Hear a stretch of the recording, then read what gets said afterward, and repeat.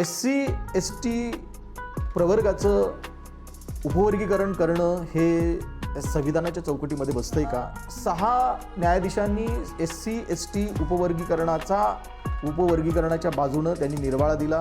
रोहिणी आयोगानं जे शिफारसी केल्या त्याच्यामध्ये एक प्रमुख शिफारस त्यांनी केली ती म्हणजे की ह्या ज्या OBC प्रवर्गामधल्या ज्या जाती आहेत, ज्या जातींना लाभ मिळालेले नाहीत, अशा ज्या लाभापासून वंचित असलेल्या जातींना रिझर्वेशनचा लाभ त्यांना मिळावा यासाठी या OBC प्रवर्गामध्ये सब कॅटेगरायझेशन, सब क्लासिफिकेशन करणं हे गरजेचं आहे असं त्यांनी नोंदवलं. एकूण लोकसंख्येमध्ये OBCची संख्या ही 65% आहे.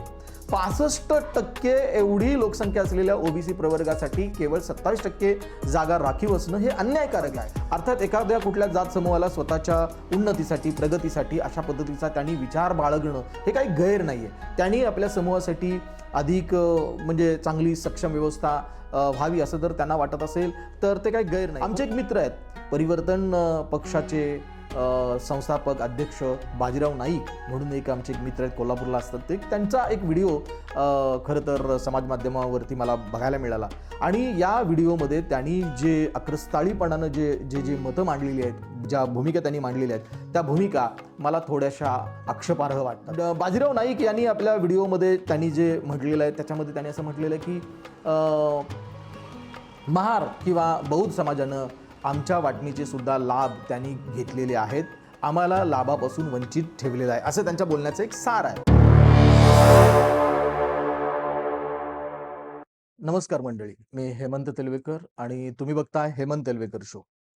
मंडळी, आमच्या शाहुटी तालुक्यामध्ये 2 दिवसापूर्वी विशाळगड विभागातील 13 गावांनी जयंती उत्सव, महापुरुषांची जयंती उत्सवाचा कार्यक्रम मोठ्या प्रमाणामध्ये साजरा केला. तो मांजरे या ठिकाणी होता आणि या ठिकाणी जो कार्यक्रम होता त्या कार्यक्रमासाठी प्रमुख उपस्थिती म्हणून डॉक्टर बाबासाहेब आंबेडकर यांचे नातू डॉक्टर भीमराव आंबेडकर हे त्या कार्यक्रमाला उपस्थित होते. ते उपस्थित होणार होते. त्यांचं आणि बाबासाहेबांचं रक्त म्हणून त्यांना भेटता येईल या उद्देशानं आणि त्यांचं ऐकायला मिळेल स्पीच म्हणून आम्ही काही मंडळी मांजरे या ठिकाणी उपस्थित होतो. कार्यक्रम अत्यंत उत्साहामध्ये पार पडला, मिरवणूक झाली. त्याच्यानंतर पुढे आपण म्हणूया की भाषणाचा कार्यक्रम झाला आणि त्याच्यामध्ये जी उत्सुकता आम्हाला होती ती म्हणजे डॉक्टर भीमराव आंबेडकर यांचं जे महत्वाचं जे भाषण होतं त्या भाषणाची आम्हाला उत्सुकता होती आणि खरंच डॉक्टर भीमराव आंबेडकर यांनी जे भाषण केलं ते अत्यंत दर्जेदार होतं आणि अत्यंत सुंदर होतं. त्यांनी बुद्धिस्ट सोसायटी ऑफ इंडिया या संघटनेच्या माध्यमातून बौद्ध धम्माचा प्रसार करण्याच्या संदर्भानं सगळ्यांनी झोकून देऊन काम करावं या पद्धतीचं त्यांनी आवाहन केलं. त्याचबरोबर त्यांनी वेगवेगळ्या विषयांना स्पर्श केला, काही ज्वलंत विषयावरती स्पर्श केला आणि त्यांनी अत्यंत सुंदररित्या मार्गदर्शन करून त्यांनी एक अर्धा तासाचं भाषण त्यांचं हे संपुष्टात आलं. डॉक्टर भीमराव आंबेडकर यांना भेटण्यासाठी त्यांचं भाषण झाल्यानंतर ते पुढे दुसऱ्या कार्यक्रमाला जाणार होते आणि त्यांना भेटावं, डॉक्टर बाबासाहेब आंबेडकर यांचे नातू म्हणून त्यांचा हात हातामध्ये घ्यावा, त्यांना भेटावं यासाठी आम्ही मंडळी स्टेजवरती गेलो. त्यांच्याकडं त्यांना आम्ही पुष्पगुच्छ, बुके त्यांना सुपूर्द केला. भेट आम्ही त्यांना दिली आणि माझ्या मनातली एक शंका खरं तर त्यांना विचारायची होती म्हणून मी त्यांना विचारलं की साहेब मला 2 प्रश्न तुम्हाला विचारायचे होते. 2 प्रश्न विचारायचे आहेत. तर साहेब बोलले की मला गडबड आहे आणि मी काही तुमच्या 2 प्रश्नांची उत्तर काही देऊ शकणार नाही, मी गडबडीत आहे, आता प्रश्न वगैरे काही नको. पण तरी देखील मी माझ्या मनातली जी शंका होती ती शंका त्यांच्यासमोर मांडली. सर म्हटलं आपण आपल्या भाषणामध्ये सब क्लासिफिकेशनचा उल्लेख केला नाहीये. SC ST उपवर्गीकरणाच्या संदर्भामध्ये मुद्द्याला तुम्ही स्पर्श केला नाहीये असं मी त्यांना दाखवून दिल्यानंतर ते चमकले आणि तात्काळ त्यांनी जे वाक्य त्यांनी उद्गारले ते वाक्य असं होतं की सब क्लासिफिकेशन इटसेल्फ इज अनकॉन्स्टिट्युशनल. म्हणजे सब क्लासिफिकेशन, उपवर्गीकरण हे मुळातच असंविधानात्मक आहे असं ते म्हणाले. मी चमकलो ते खरं तर.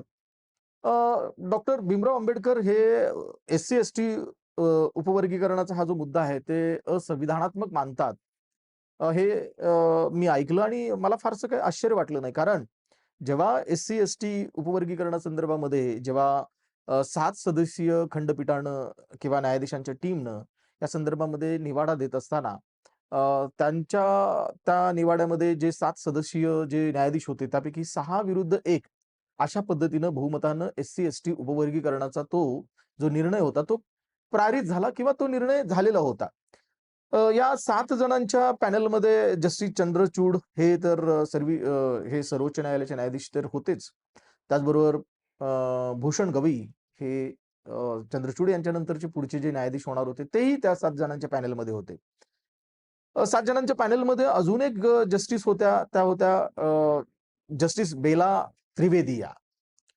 अर्थात या न्यायालयाच्या या निर्णयाचा जर बारकाईने जर अभ्यास केला, तर हा जो खटला जो सुरू होता, तो state of Punjab versus Davinder Singh यांच्या संदर्भातला हा खटला तो खंडपीठाच्या समोर आलेला होता. त्या न्यायाधीशांच्या पॅनल समोर आलेला होता.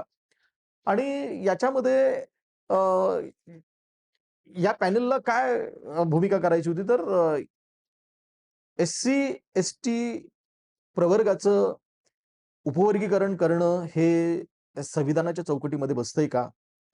कायदेशीर प्रारूप त्याला प्राप्त होते की नाही? किंवा हे संविधानात्मक आहे का? याचा निर्वाळा या खंडपीठाला द्यायचा होता.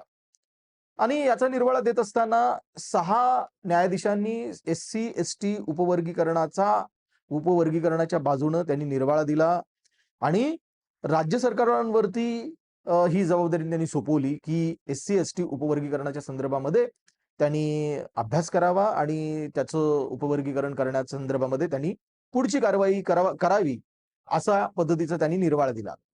अर्थात या 7 जणांच्या पॅनलमध्ये ज्या बेला त्रिवेदी म्हणून ज्या जस्टिस होत्या, यांनी मात्र अ, उपवर्गीकरणाच्या विरोधात आपलं मत नोंदवलेलं आपल्याला बघायला मिळतं. बारकाईने जर आपण विचार केला तर बेला त्रिवेदी यांनी या उपवर्गीकरणासंदर्भाच्या विरोधात त्यांनी आपलं मत नोंदवलं. त्या असे म्हणाल्या, की जेव्हा प्रेसिडेन्शियल लिस्टमध्ये या जाती समाविष्ट होतात, त्यावेळेला त्यांच्यामधला जो जो त्यांच्यामधला जो दर्जा आहे, त्या जातींचा जो दर्जा आहे, तो एक समान होतो. म्हणजे त्या सगळ्या जाती होमोजिनियस ठरतात आणि होमोजिनियस असलेल्या या जातींचं उपवर्गीकरण करणं हे संविधानाच्या चौकटीमध्ये बसत नाही, असं त्यांनी आपलं मत व्यक्त केलं. अर्थात बहुमताचा विचार केला तर 6 जणांच्या न्यायाधीशांनी उपवर्गीकरणाच्या बाजूनं मतदान केलं होतं किंवा निर्वाळा दिला होता आणि केवळ एक न्यायाधीशच तेवढ्या या उपवर्गीकरणाच्या विरोधात होत्या आणि त्यामुळं बहुमतानं उपवर्गीकरणासंदर्भातला हा जो निर्णय होता, तो निर्णय पारित झाला. अर्थात हा जो निर्णय सर्वोच्च न्यायालयानं जाहीर केल्यानंतर तेलंगणाचे जे मुख्यमंत्री होते रेवंत रेड्डी यांनी तात्काळ त्याची अंमलबजावणी आपल्या राज्यामध्ये करण्याचं सूतोवाच केलं. त्यांनी तसा निर्णय पण घेतला. मुळात आता इथं एक प्रश्न निर्माण होतो, की उपवर्गीकरणासंदर्भामध्ये अ, ब, क, ड अ, अशा संदर्भातला जो विचार पुढे येतो, उपवर्गीकरण करणं, सब क्लासिफिकेशन करणं, सब कॅटेगरायझेशन करणं, अ, ब, क, ड मध्ये या ज्या जाती आहेत, त्या जातींचं वर्गीकरण करणं. अ, हा मुद्दा कसा आला? हा मुद्दा या संदर्भाचा विचार मुळात येतो कुठून? तर याच्या संदर्भानं विचार करत असताना आपल्याला मुळात थोडंसं पाठीमागे जावं लागेल.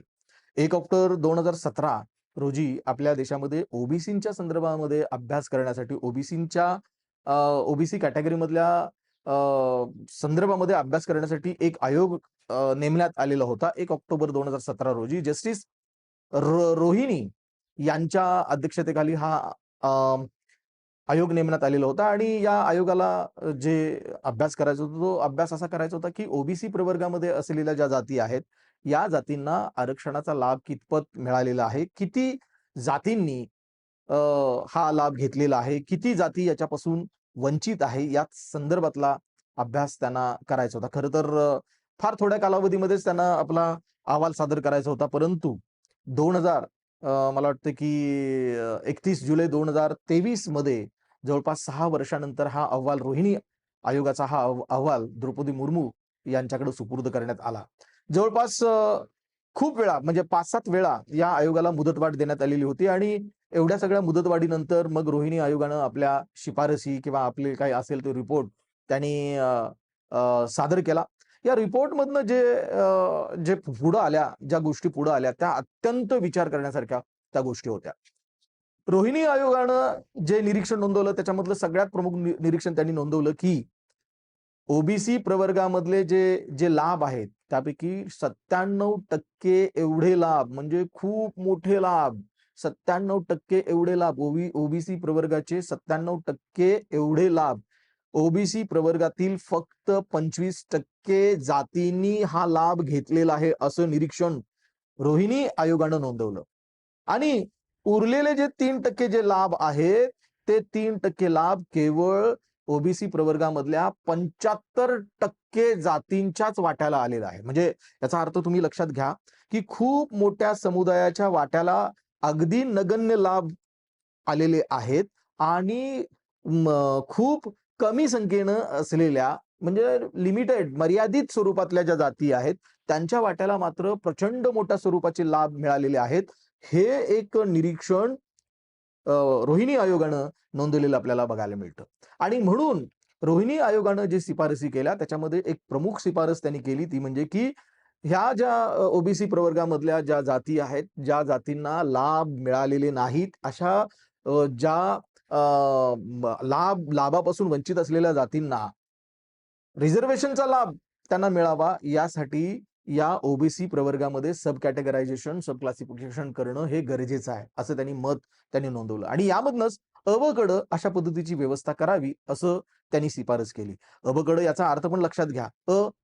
याचा अर्थ गटामध्ये एक्स्ट्रीमली बॅकवर्ड क्लासेस म्हणजे एक्स्ट्रीमली ईबीसी हा जो प्रवर्ग असेल तो त्याच्यामध्ये समाविष्ट करावा असं त्यांनी सांगितलं. आणि ईबीसी म्हणजे एक्स्ट्रीमली बॅकवर्ड क्लासेसमध्ये ओबीसी प्रवर्गामधल्या 1674 एवढ्या जाती आहेत म्हणजे खूप मोठ्या 2000 पेक्षा अधिक असलेल्या या जाती समूहापैकी 1674 एवढ्या जातींना एक्स्ट्रीमली बॅकवर्ड क्लासेस म्हणून रोहिणी आयोगानं संबोधलेलं आहे.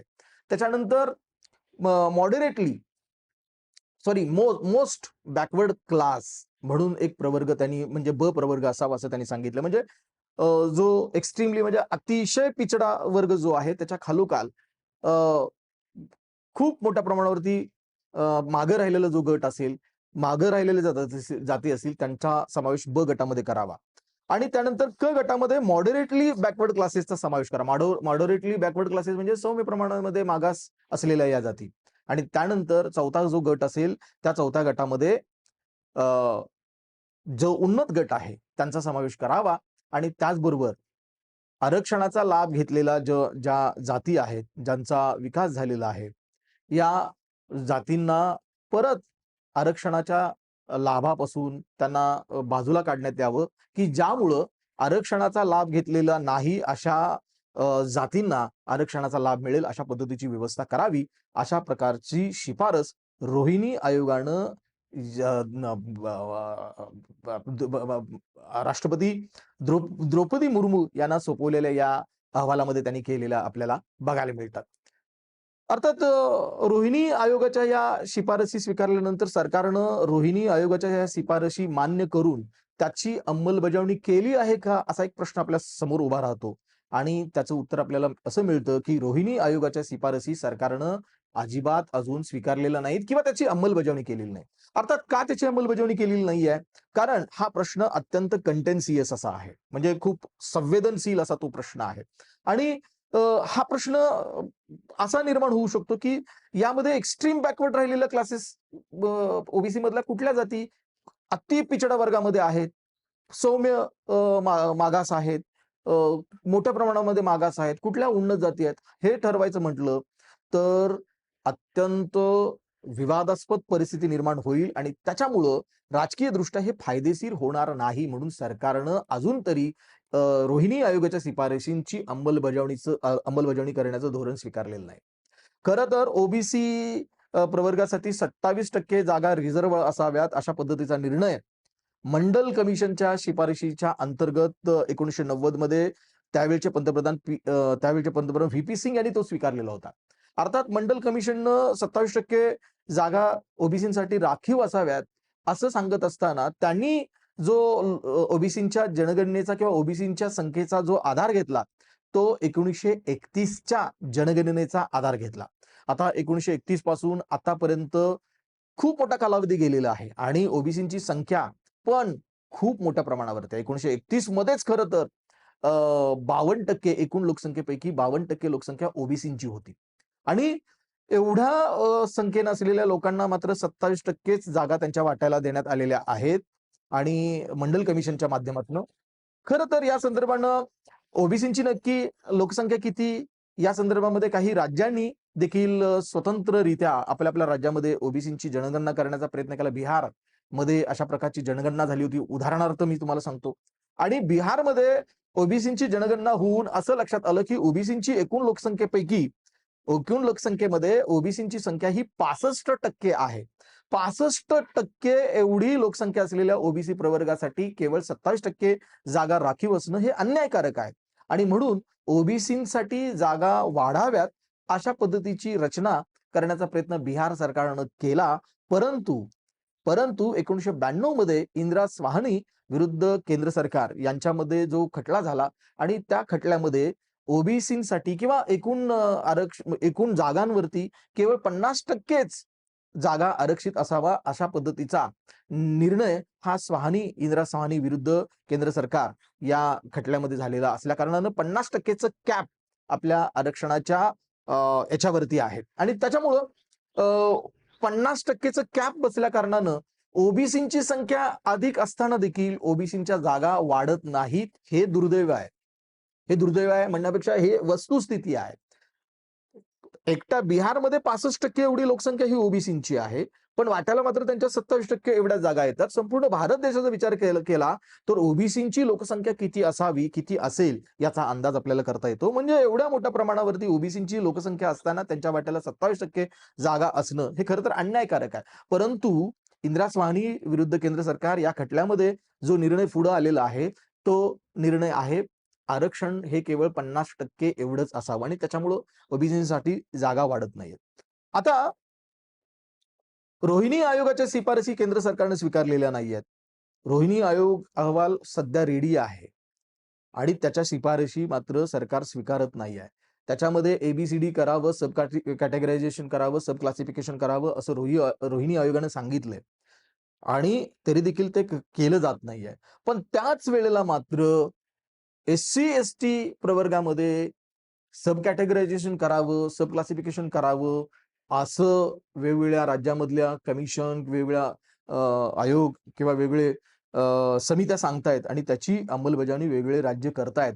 महाराष्ट्रानं देखील अशा पद्धतीचा निर्णय घेतलेला आहे. बदर कमिटी महाराष्ट्र राज्यानं बसवलेली आहे आणि त्यांनी आपला अहवाल सुद्धा सादर केलेला आहे सरकारला.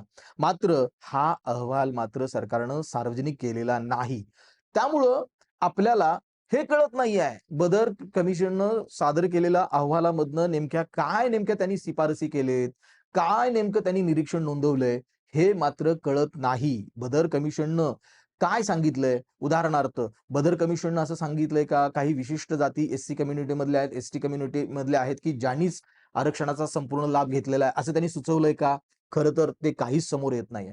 असं असताना देखील आपल्या समाजामध्ये वेगवेगळ्या समूहांमध्ये, जाती समूहांमध्ये खूप मोठं भांडण निर्माण झालेलं आहे.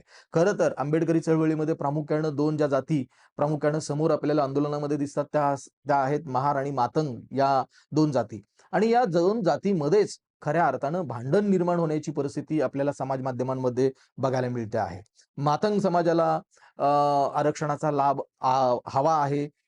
त्यांना असं वाटतं की आरक्षणाच्या म्हणजे एस-सी साठी असलेल्या आरक्षणामधनं त्यांच्या वाट्याला फारशा आरक्षणाचे लाभ त्यांना मिळालेले नाहीयेत आणि आमच्यासाठी स्वतंत्ररित्या व्यवस्था असावीत. अर्थात एखाद्या कुठल्या जात समूहाला स्वतःच्या उन्नतीसाठी, प्रगतीसाठी अशा पद्धतीचा त्यांनी विचार बाळगणं हे काही गैर नाहीये. त्यांनी आपल्या समूहासाठी अधिक म्हणजे चांगली सक्षम व्यवस्था व्हावी असं जर त्यांना वाटत असेल, तर ते काही गैर नाही. परंतु ते करत असताना मात्र ते कोणत्या कोणत्या मुद्द्यावरती ते असं म्हणू शकतात, की महार जातीनं किंवा बौद्ध जातीनं त्यांच्या वाटणीचे सगळे लाभ महार किंवा बौद्ध समाजानं लाटलेले आहेत किंवा उचललेले आहेत. हे ते कोणत्या मुद्द्यावरती म्हणतायत हे मात्र कळत नाहीत. आमचे एक मित्र आहेत. परिवर्तन पक्षाचे संस्थापक अध्यक्ष बाजीराव नाईक म्हणून एक आमचे एक मित्र आहेत कोल्हापूरला असतात. ते त्यांचा एक व्हिडिओ खरं तर समाज माध्यमावरती मला बघायला मिळाला आणि या व्हिडिओमध्ये त्यांनी जे अक्रस्ताळीपणानं जय जे भीम, मतं मांडलेली आहेत, ज्या जय भूमिका त्यांनी लोकशाही, मांडलेल्या आहेत, त्या जय भूमिका हक्काची. मला थोड्याशा आक्षेपार्ह मी वाटतात. त्या संदर्भामध्ये बाजीराव मला नाईक थोडंसं बोलायचं आहे आणि मग त्यानंतर मी हा सध्या व्हिडिओ मातंग हे संपवेल. समाज बाजीराव नाईक यांनी आपल्या व्हिडिओमध्ये आणि त्यांनी जे मलकापूर म्हटलेलं आहे त्याच्यामध्ये सोलापूर त्यांनी असं जिल्हा म्हटलेलं आहे, की सकल मातंग समाज महार किंवा बौद्ध उपसमिती समाजानं आमच्या महाराष्ट्र वाटणीचे राज्य सुद्धा लाभ त्यांनी सदस्य घेतलेले आहेत. आम्हाला आपण आता लाभापासून वंचित लाईव्ह ठेवलेलं आहोत. आहे. असं त्यांच्या बोलण्याचं एक सार आहे. मला असा त्यांना प्रश्न विचारायचा आहे, की बदर समितीच्या शिफारशी ज्या आहेत, त्या शिफारशी थेट बदर समितीनं तुमच्याकडे सुपूर्द केल्यात का? त्यांनी अहवाल तुमच्याकडे सुपूर्द केलाय का? सरकारला हा अहवाल सुपूर्द करण्याच्या अगोदर तो अहवाल तुमच्याकडे सुपूर्द केलाय का? त्या बदर समितीच्या अहवालामध्ये तुम्हाला असं आढळून आलंय का, की मातंग समाजाचे जे लाभ आहेत, ते लाभ महार समाजानं, बौद्ध समाजानं उचललेले आहेत. असं तुम्हाला आढळून आलंय का? असा माझा त्यांना प्रश्न आहे. खरं तर असं झालेलं नसावं असं मला वाटतं. याचं कारण म्हणजे बदर समितीच्या ज्या शिफारसी आहेत, त्या सरकारला सादर झालेल्या आहेत आणि त्या शिफारसी, त्या ज्या गोष्टी आहेत, त्या सरकारनं अजूनही उघड केलेल्या नाहीत. मात्र त्याच वेळेला सरकारनं मात्र या संदर्भामध्ये काही दुरुस्त्या, सूचना मात्र त्यांनी मागितलेल्या आहेत. परंतु या सूचना किंवा दुरुस्ती करण्याच्या ऐवजी आपण मात्र परस्परांवरती आपण आग पाकड करत चाललेलो आहे. आपण एस-सी कॅटेगरीमधल्या महत्त्वाच्या 2 जाती असून देखील आपण एकमेकांवरती आगपागड करत चाललेलो आहोत आणि आंबेडकरी चळवळीसाठी ही अत्यंत विचित्र पद्धतीची, वाईट पद्धतीची अवस्था आहे असं मला वाटतं.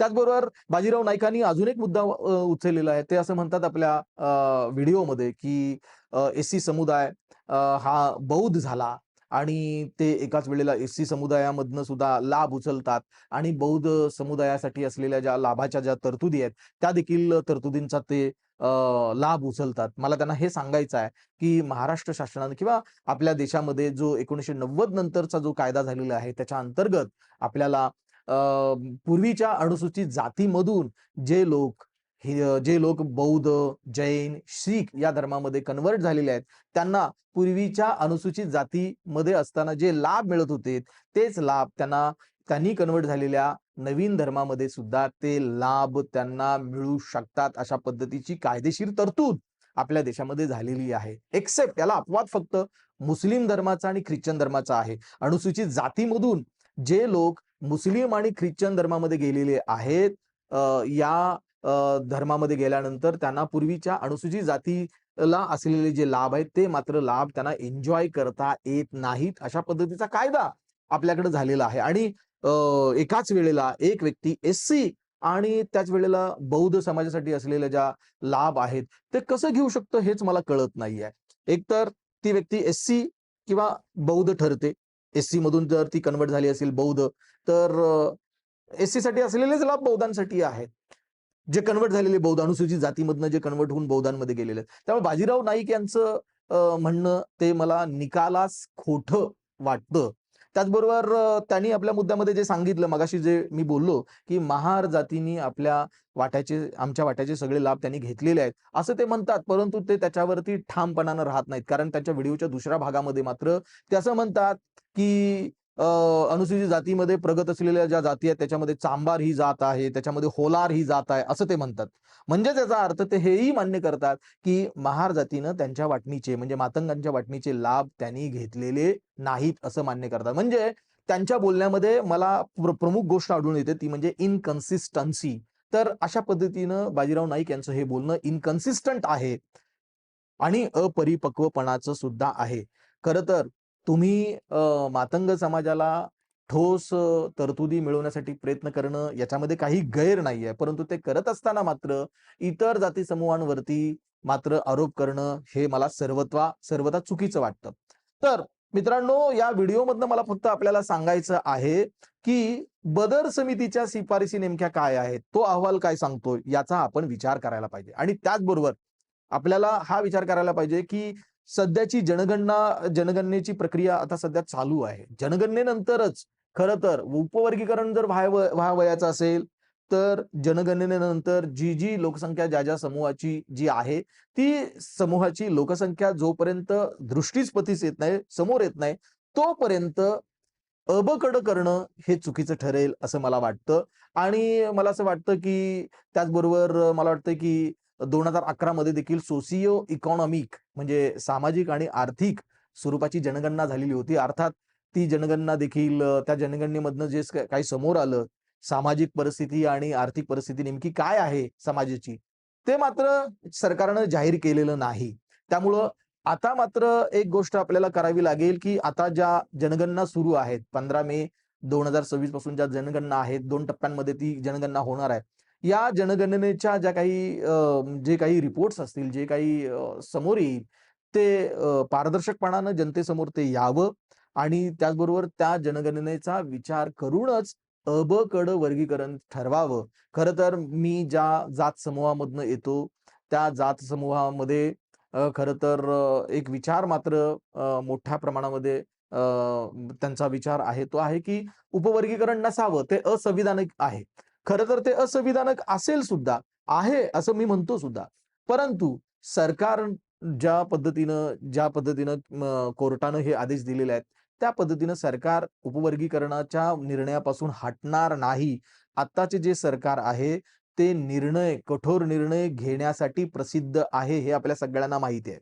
त्यामुळं उपवर्गीकरणासाठी आपण कितीही विरोध केला, तरी सरकार हे बद्ध होईल असं मला वाटत नाहीये. उपवर्गीकरणाचा हा मुद्दा आहे, तो सरकार लावून धरेल असं मला वाटतं आणि म्हणून त्या परिस्थितीमध्ये आपल्याला एक करावं लागेल, ते म्हणजे जिसकी जितनी संख्या भारी उतनी उसकी भागीदारी हा जो मुद्दा आहे, त्या मुद्द्याच्या अनुषंगानं आपल्या एस-सी, एस-टी समुदायामध्ये असलेल्या ज्या जाती आहेत, त्या जातींच्या लोकसंख्येचा विचार व्हावा आणि त्या लोकसंख्येच्या प्रमाणात त्यांना आरक्षणाचा लाभ, आरक्षणाची वर्गवारी, क मध्ये त्यांची वर्गवारी व्हावी, असं मला वाटतं. या दृष्टिकोनातनं आपण सगळ्यांनी विचार करावा, असं मला वाटतं. धन्यवाद. हा व्हिडिओ तुम्ही पूर्णपणे बघितला आणि मला खात्री वाटते, की या व्हिडिओवरती आपण सगळेजण विचार करावा. परत एकदा धन्यवाद. Thank you very much. धन्यवाद.